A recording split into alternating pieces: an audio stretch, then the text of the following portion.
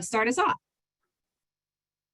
Well, good afternoon, everybody, and thank you for joining us after, I'm sure, a long work day. But I just want to give you a little background on NCEE, where I serve as the system design specialist, having previously been the state director for Pennsylvania.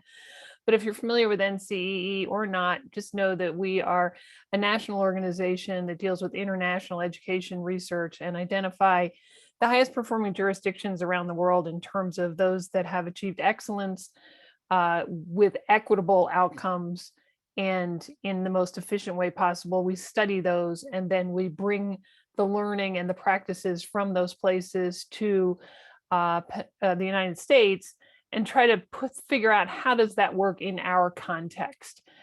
So we work with 3 centers: our Center on International Education Benchmarking, our Center on Policy Solutions, and our Center on System Leadership. And you're welcome to explore our website at ncee.org. Thank you, Amy. And it's been a real pleasure to work with NCEE on the PA Needs Teachers Summit and this larger initiative and coalition effort.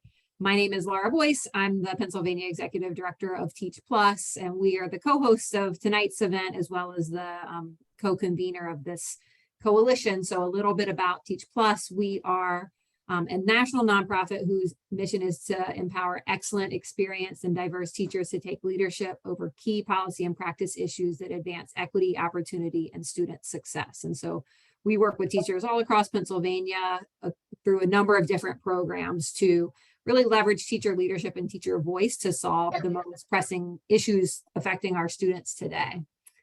And then, as we mentioned, the PA Needs Teachers Coalition is a new coalition convened by Teach Plus and NCEE, and we are working across the state of Pennsylvania to ensure a strong future for our children by enacting policy solutions to support recruitment and retention of an excellent and diverse educator workforce.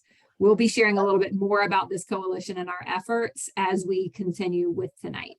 And I'll just do a couple more housekeeping announcements. So just a reminder, as you're joining, if you haven't already, if you could just mute yourself, especially if you've got some background noise, and we'll try to help you with that if you're having trouble figuring out how to mute. And we will have a number of opportunities to engage both in the chat and in breakout rooms throughout this evening. So our goals for tonight's session, we've got an hour and a half, which is not a lot of time, but a very important mission, which is to, number one, discuss and establish a common understanding of the scope of teacher shortages in Pennsylvania, which I know all of you are familiar with within your specific roles, to explore root causes and systemic factors impacting recruitment and retention of teachers, both from our perspectives, but also from your own perspectives, to learn about and generate promising practices and policy solutions to build a strong and diverse educator pipeline and workforce in Pennsylvania. And then finally, tonight is really specifically an educator roundtable. We want to engage you as educators in a deliberate and collaborative effort to enact solutions to educator shortages. So this is not just an information dissemination event. We're also going to be gathering input from you to help us inform the solutions that we bring to policymakers as we try to approach this problem in a systemic way. So really quickly, as we are wrapping up our opening, the rest of the evening, we're going to start off with, again, understanding the scope of teacher shortages. Then we'll move into exploring root causes and systemic factors. Next, exploring promising practices and policy solutions. And within each of these sections, we'll have some content to share with you, and then you'll have an opportunity to share with each other in breakout rooms your own thoughts and input. And we'll be collecting this input through some note catchers to inform an upcoming report and our overall policy agenda as a coalition. And then we'll close out a little bit before 6:30 with how you can stay involved and some closing thoughts. And I do just want to let you know up front that we will be sharing copies of this slide deck in a follow-up email along with the recording of tonight's event. So don't feel like you need to screenshot or write down every single thing that's said. We want you to be able to feel like you can be present, and we will get all of that material out to you after we finish up tonight. So we're going to dive right in and start off with understanding the scope of teacher shortages. So I'm going to share a little bit of data with you that comes from a number of sources, but we would like to give particular credit and thanks to Dr. Ed Fuller at Penn State and David Lapp at Research for Action for helping to compile some of this data that was first shared in this form at the PA Needs Teachers Summit in September. And just a quick word about that summit. I know some of you were there as well. That was really the kickoff of this initiative with about 150 policymakers, K-12 practitioners, higher education leaders, and nonprofit and advocacy leaders coming together for a full day to engage around very similar content. So this is the more condensed version where we're going to really try to cover the heart of this and also gather your input, recognizing that it might have been harder for educators to be there in person on a school day. So as we think about the scope of teacher shortages, I want to first say that we don't have great data in Pennsylvania to directly answer this question. We do not have statewide data on the number of vacancies across all districts and charter networks and other schools in Pennsylvania. We do have that on a district by district basis. Oftentimes, if you're an HR director, I'm sure you could tell us the number of vacancies within your district, but we also have a number of different proxies for vacancies or for positions that are filled by underqualified teachers. And so we're going to take a look at some of those. This first graph is a graph of the number of areas designated by the Pennsylvania Department of Education as shortage areas in Pennsylvania. So this is data that they report to the federal government each year. And as you can see, since 2013, they have continued to increase the number of subject areas or certification areas that they have designated as a state as shortage areas. I'm sure that you wouldn't be surprised by some of the specific subject areas that are experience the highest shortages. Those often tend to be special education, English as a second language or English language learning, STEM, so math and science, particularly at the higher levels. And then, as you are probably aware, there are a number of others, including CTE. Another way that we think about shortages is by thinking about the number of teachers who are on emergency permits. And so this is, again, data from the state that shows how those numbers have changed over time. The dark blue are emergency permit reported vacancies, and then the lighter blue are long-term substitutes. And so as you can see, a real pretty dramatic increase from 2014 on, where we now have much larger numbers of teachers employed on emergency permits. As I noted, those subject areas really vary widely. So this is the percentage of teachers on emergency permits by subject area. And what you'll see is there's sort of two bars for each of these subject areas. The one to the right is for the 2020 to 21 school year. We see there's been an increase since 2012 in pretty much every subject, but we see particularly high percentage of teachers on emergency permits for English language learning, CTC, CDE, computer science, special education, foreign languages. So these are some of the subjects that we recognize from the data are experiencing particular shortages. When we think about, is the problem recruitment or retention? We know both factor in, and we'll be talking about both today, but we really see the supply of teachers as the primary cause of the shortage in Pennsylvania. We'll take a look at a number of different measures that show that, but one right here, this is, sort of a leading indicator, is the change in the percentage of students who report when they take the SAT what they plan to major on in college. You can see from 2009 to 2019, so this was all pre-pandemic, a huge decrease percentage-wise in the percentage of students saying that they plan to major in education. So we've got fewer and fewer students who are finishing high school, going on to college and saying, I want to be a teacher and I want to major in education. And that has led to a precipitous drop in the number of instructional teaching certificates issued by the department in Pennsylvania each year. So In 2010, we were certifying about over 20,000 teachers per year.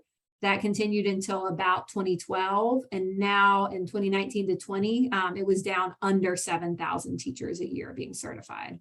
So that's a 2/3 drop in the number of teachers who were coming out of teacher prep programs and applying for certification.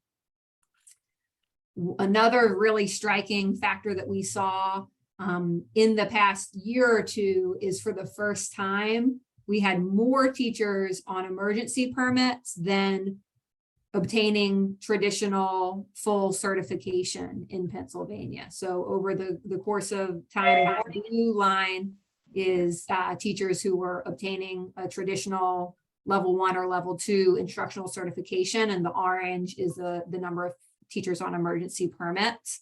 And you can see for the first time that orange line is inching out the blue line. That's concerning for a number of reasons.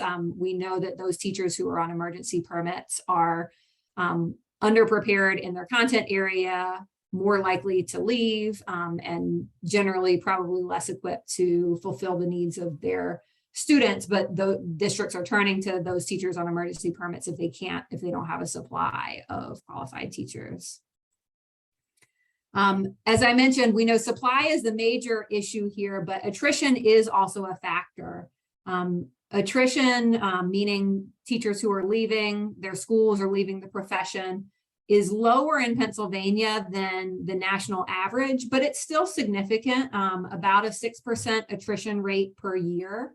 And so that, we know it's very expensive for districts to hire new teachers and train new teachers. It's, teacher turnover is a very large drag on district resources, and it hurts student achievement. So this is a factor, but it's really variable by district and by school characteristics in terms of how big of a factor teacher turnover is in particular areas. It varies by age, experience, gender, race, locale, and district type. In addition to general shortages and subject-specific shortages, we also know that we have an acute shortage of teachers of color in Pennsylvania. Now, this is a national trend where over 50% of students nationally are people of color compared to about 20% of teachers of color.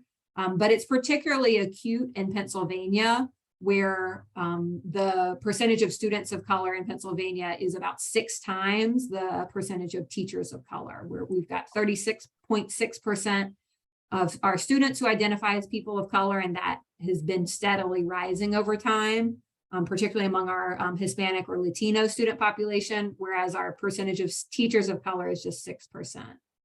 Here's this graph over time for you to see how our student body is very steadily diversifying, and projections are that will continue to be the case.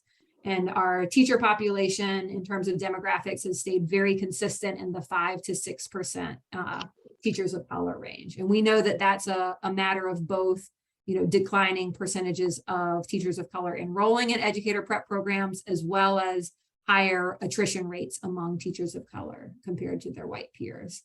Here's the breakdown for teachers of color by specific race and ethnicity groups. And so you can see over here, our white teaching force is, our teaching force is 94% white compared to a student body that's 63% white. And then every other demographic group, the teaching workforce is underrepresented compared to the student workforce, with a particularly big gap for Hispanic students, where 13% of our student body statewide is Hispanic compared to only 1% of teachers. And so one more map on the shortage of teachers of color. This map is really glaring. The bright red are districts that have 0 teachers of color. As you can see, it's a very substantial portion of the overall map. In the 2020 to 21 school year, over 1,400 Pennsylvania schools, which is just under half of all schools in the Commonwealth, employed 0 teachers of color. And about a third of all school districts in the Commonwealth had 0 teachers of color. And that equates to not only a lot of white students without access to teachers of color, but over 100,000 students of color who have access to no teachers of color. Which is particularly troubling given the research on the very dramatic benefits of teachers of color for all students, but particularly for students of color. just wrapping up, these shortages are not distributed equally or equitably. And I know I see some folks on this call who could probably have foreseen the teacher shortage coming several years ago because they were in districts that had been particularly hard hit by staffing challenges and have potentially experienced teacher shortages for many years already. We know from research that certain types of schools face the most daunting challenges with teacher shortages. For recruitment, it's rural schools and schools serving high proportions of students living in poverty and students of color. They tend to attract fewer candidates. Oftentimes that's related to inequitable state funding where they have fewer resources to offer for salaries. It's harder to be competitive with more affluent areas. And then certain types of schools are affected more by teacher turnover and attrition. Those tend to be charter schools and schools, again, serving higher proportions of students living in poverty and students of color. Oftentimes, again, that's related to salaries as well as working conditions. I'm not going to go into these graphs in a lot of detail, but they basically show us that the schools that have higher percentages of students living in poverty and higher percentages of students of color have the highest percentages of novice teachers, which is oftentimes an indicator of the fact that they're experiencing shortages and they can't be as picky. They're ending up having teachers who are coming in with less experience and oftentimes who are less effective, at least at first. And similarly with teacher turnover, we see a direct correlation. The schools that have higher percentage of students living in poverty and higher percentages of students of color experience much higher levels of teacher turnover. So we're seeing, again, in schools where students often need the strongest teachers the most, they are disproportionately affected by having inexperienced teachers and teachers who are leaving at higher rates. So that was a lot of data that we shared with you, but we know that you also have a lot of direct experience with this issue. So at this time, we're going to be moving into breakout discussions. You're going to be in groups of about only 30 seconds.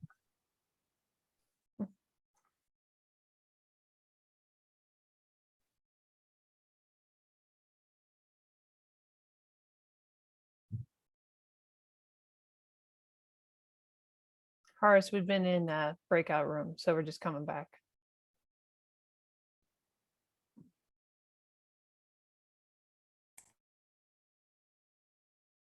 Recording is now we have a post back. Okay. So.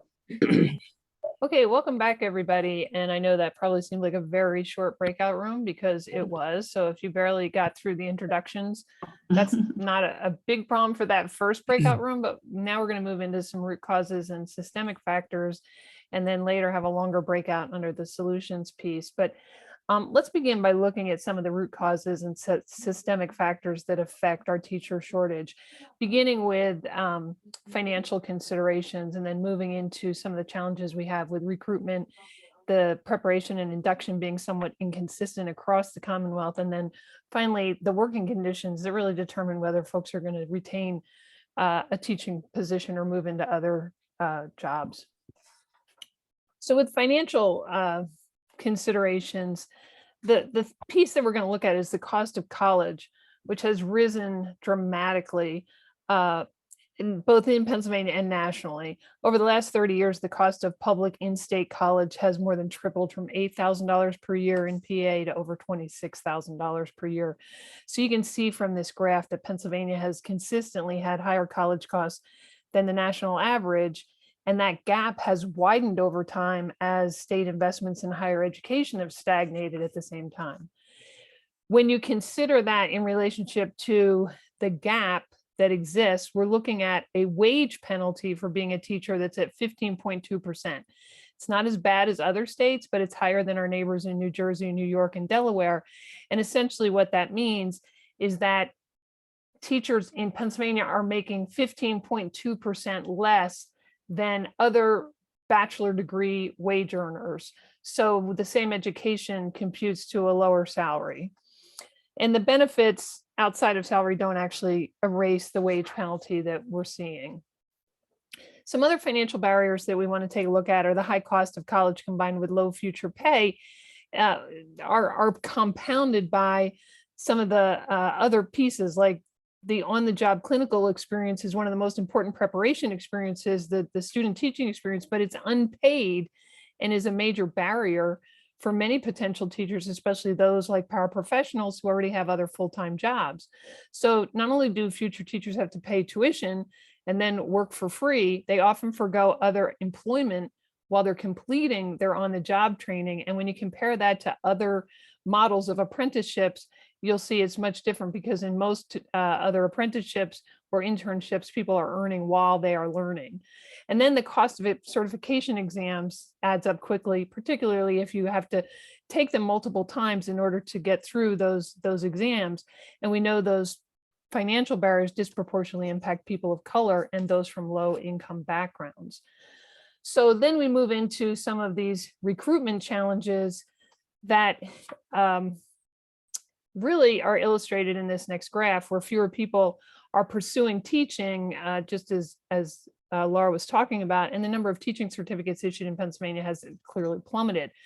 So the College Board data suggests that far fewer college students are interested in majoring in education, and we want to explore why that is. So this next slide looks at the students who are coming out of college now, the Gen Z, as well as Gen X and millennials. And these are some survey data for members of those different generations. And it suggests that those who make up the bulk of potential teachers in the workforce are looking for things that the current teaching profession doesn't always provide. So let me give you a chance to read through that, or actually probably would get some people on the phone.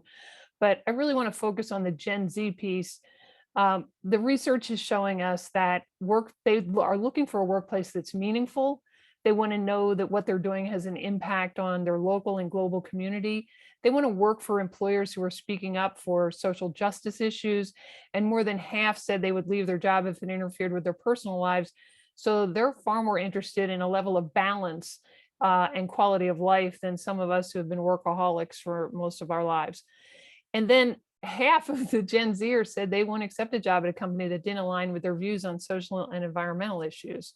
So that, combined with the top three bullets on this slide, I think are some things that we can address when we consider what is the culture in our workplace. Are we advancing people based on demonstrated competency or simply because of seniority? Are we creating a team environment with a collaborative approach to distributed leadership, or are we sort of in this rugged individualism mentality where, you're on your own? So all of that influences why teaching is or is not attractive to our young people. There are some other system conditions affecting recruitment. If students themselves, while they're in K-12, are not having engaging, intellectually stimulating, and affirming experiences as students, why would they even think about continuing to be a part of that system in the future? And we have qualitative data that is particularly the case for students of color who've experienced trauma and systemic racism in their K-12 experiences. It's not exactly going to invite them back to what Chris Edmond calls the scene of the crime to serve in a teaching role. Teachers themselves can be the most compelling recruiters of future teachers, but many teachers are dissuading not only their own students, but their own children in their K-12 classrooms and at home from pursuing the profession, either directly or indirectly, because they are dissatisfied, burnt out, or they have a lack of self-efficacy. These feelings don't just impact retention of current teachers, they impact the recruitment of future teachers. So when we look at some of the views of the profession as well, all of us on this call know that teaching is a noble profession, and effective teachers need to be and are well-versed in a highly technical field, the science of learning. But that field is not broadly understood or necessarily valued by the larger community. We also have constituents often believe that having gone to school is experience enough to pass judgment on professional educators, regardless of how ignorant their opinions sound to those who have spent years refining their subject area knowledge and the strategies that they employ to create conditions and lessons that are conducive to learning. And finally, and this is really tragic, the attacks on teachers are on the rise. And in recent years, teachers have been accused of indoctrinating students, grooming students, and other nefarious things. being regularly subjected to disparaging and demoralizing commentary in newspaper columns, at board meetings, and on social media is not something most professionals have to endure. But let's turn now and look at preparation and induction. And while we have some very high quality programs in the Commonwealth, it's kind of tough when you consider that we have almost 100 different teacher preparation programs with minimal or varied entry requirements that are primarily about GPA and a test of basic skills, not whether or not we actually are accepting candidates who have a demonstrated interest in having worked with children and enjoy children. So there is also in our state and not an expectation that instructors of teachers in preparation programs have actually taught in a K-12 setting, which lessens the authenticity of that instruction in terms of people understanding what the reality is today. And on the right-hand side of this slide, you see that contrasted with what we know about the highest performing systems who have many fewer institutions for teacher preparation, who recruit from the top half of their high school graduates, and who have instructors who have had to demonstrate their own competency in the classroom before being given the privilege of teaching those who are going to become teachers. When you look at some additional preparation concerns, you can see that we have a general disconnect often in our ed prep programs and the K-12 systems that they're intended to serve in terms of the content, the curriculum, the assessment, the subject matter needs. There's a lot of reasons for this disconnect and lack of coordination, but I think it really stems from a lack of belief in each other's value, and that's something we can fix. Next, in many programs, students can choose from a large menu of individual courses that meet general requirements in their teacher preparation programs, rather than what we see in the highest performing systems, which is a systemic pathway of courses that build both content knowledge and pedagogical skill. And these courses are often taught in isolation rather than as part of a collaborative system designed for comprehensive preparation, which leads to these gaps in teacher content knowledge where they haven't learned the content to the depth that's needed in order to teach students as well as they should be able to. Then we turn to the student teaching in the field experience, and we are down, I was surprised to learn this, to 12 weeks of student teaching. So one of the critical parts of the Educator preparation program is this student teaching experience. And when pre-service teachers get into real classrooms under the mentorship of experienced educators to apply what they learn in their coursework, great things can happen. However, it's not a situation that is occurring as thoroughly and comprehensively as it needs to. So there's been steps in Pennsylvania to increase the amount of field experience required to get certified. But some people, as I said, have as few as 12 weeks. And now with the emergency certs going on, sometimes virtually no experience in an actual classroom in the teacher role before they take on that role. And when we think about this notion of sort of a sink or swim mentality with student teaching as compared to other jurisdictions in other parts of the world that are high performing, where they have a full year of clinical experience and they do it in partnership with another student teacher, with the support of a classroom, an experienced classroom teacher who's been, carefully vetted for that role, and the higher education preparation institution is engaged in that work as well. It's a much different outcome. So when you look at the overall insufficient preparation, it's linked to higher attrition. And this increased clinical time and mentoring are associated with higher retention. And you can see that it impacts it in terms of the ability to retain teachers who are well supported, both in their preparation as well as their induction. And when we look at induction, we know that while it is a compliance piece for Pennsylvania, it is often viewed that way, and people check the boxes without actually thinking about the significance of the selection of the mentors that they choose, the qualifications that those mentors should have, and whether or not there is a seamless transition of the teacher from their student teaching experience into their first year of teaching by including the higher ed institution in that transition. And then lastly, we don't really have very good metrics to measure the effectiveness of induction besides whether or not teachers are staying in the profession. So there's a lot of things to look at there. And then finally, we'll get to the working conditions, and the working conditions are ones that we have the most control over. So teaching in the US is a very isolated role. Teachers spend most of their working hours in the classroom, by themselves with children and young adults, and they're evaluated primarily for their individual performance, not working collaboratively in support of one another to improve the outcomes for all of the children within the school. And the graph on the next slide illustrates that in the United States, and this is true, this number holds true for Pennsylvania, about 27 hours a week of a teacher's life is spent in the classroom directly responsible for the education of the students.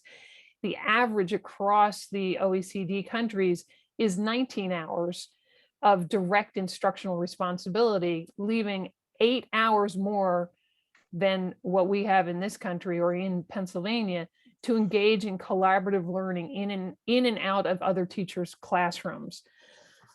So this advancement that we allow for in Pennsylvania, which is built primarily on salary schedules of years of experience and accumulation of credits, is much different than what emerges from the level of collaboration and shared responsibility that goes on in high performing systems where career progression is in fact based on demonstrated competency, especially being able to demonstrate competency in classrooms that present the greatest challenges in order to move up in status as a teacher and earn the right to be, for example, a mentor or a department lead or something like that, as opposed to just whoever has the most seniority.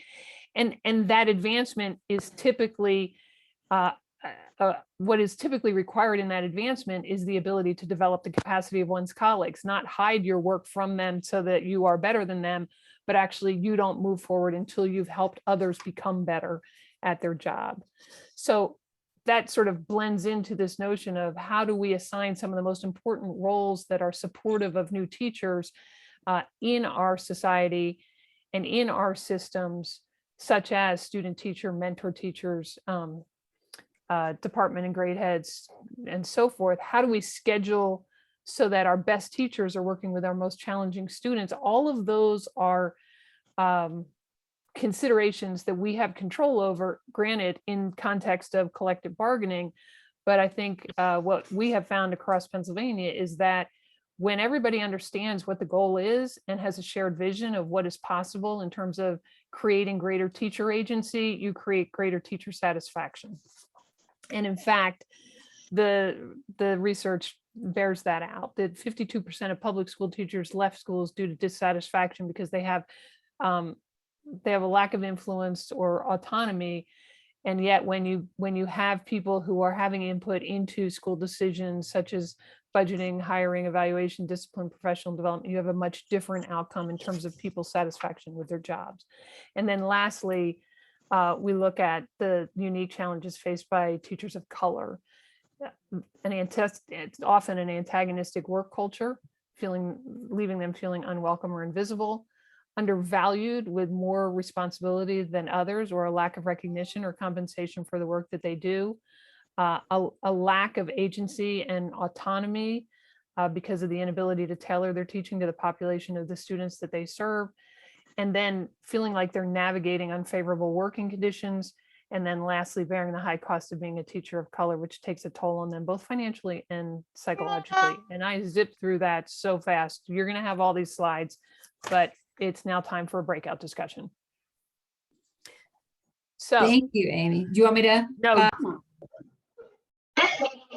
As you're rejoining, if you could just make sure that you go back on mute as we come back from our breakout rooms, because we know that there can be a lot of background noise as we get started. So again, we know that that time was short. We will have one more round of breakout rooms. Hopefully you were able to have some meaningful discussion. We want to shift into our last segment on promising practices and solutions. So as we understand the root causes and the true systemic issues that are causing these teacher shortages, we want to highlight some promising practices and also get your ideas on what could be done to solve these challenges.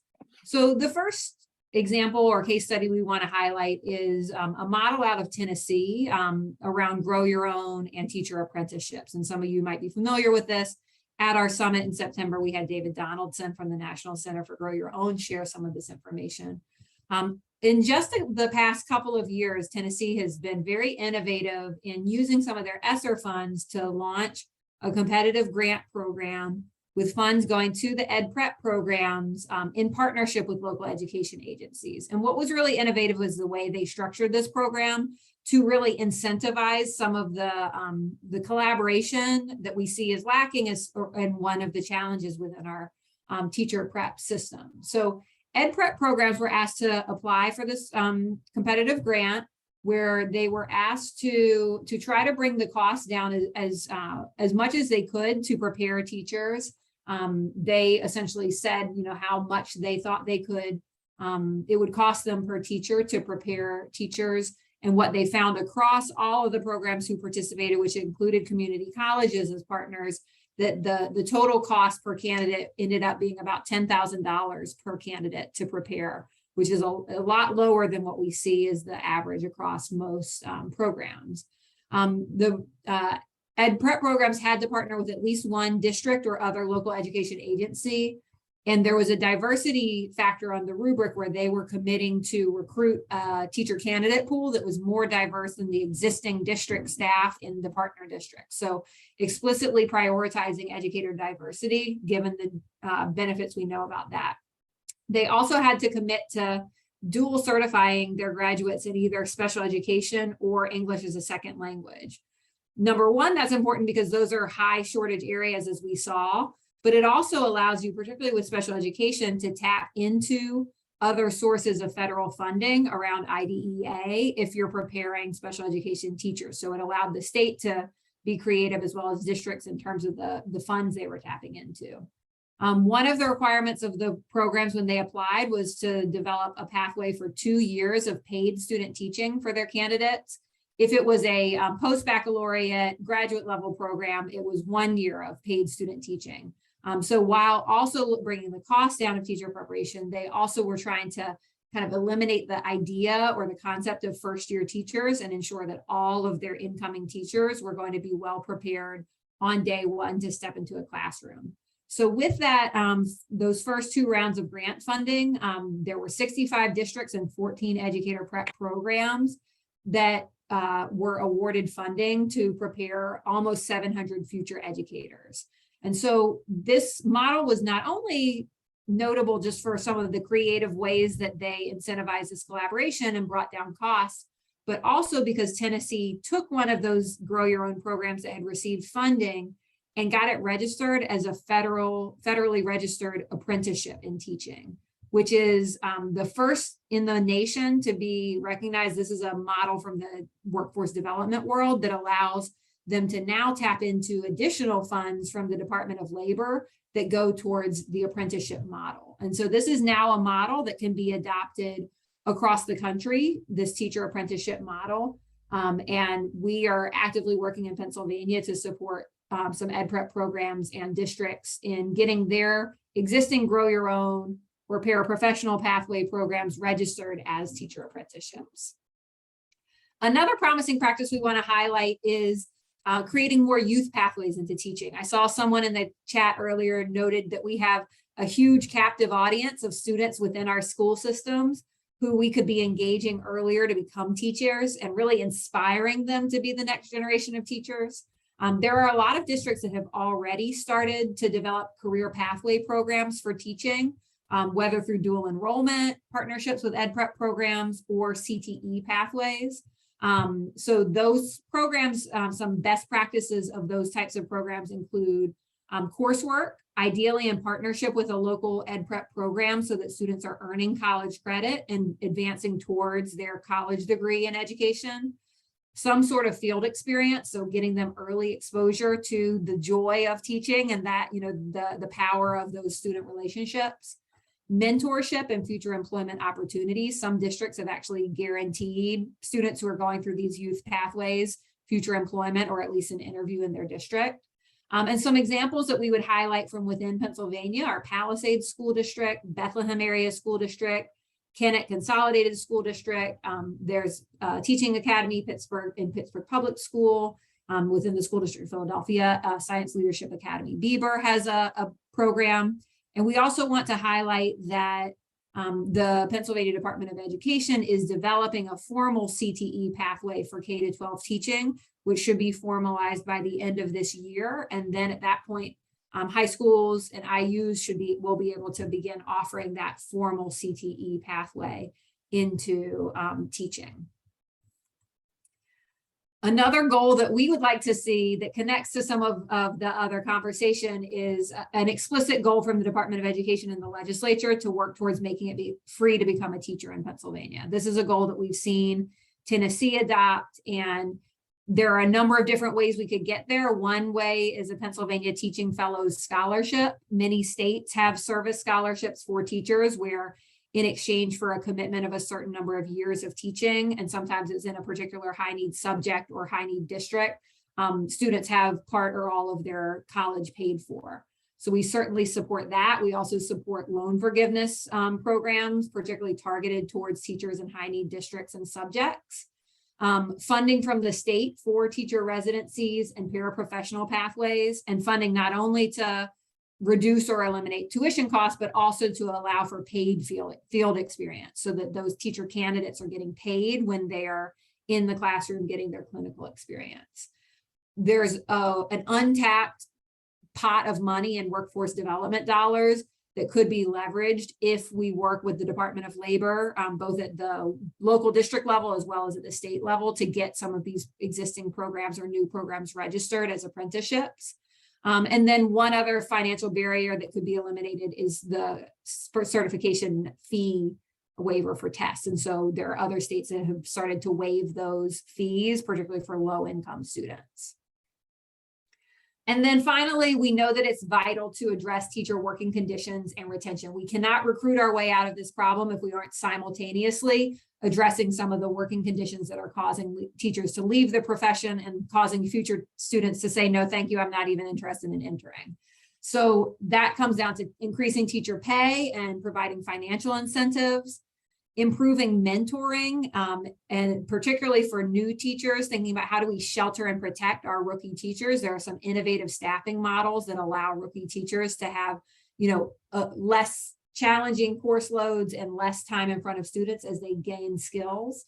That is oftentimes accompanied by increased responsibilities for our more experienced and most effective teachers through career ladders, where high-performing teachers can assume more responsibility and leadership while getting paid more, whether they're taking on larger class sizes or leading a team that includes rookie teachers and providing mentoring and support.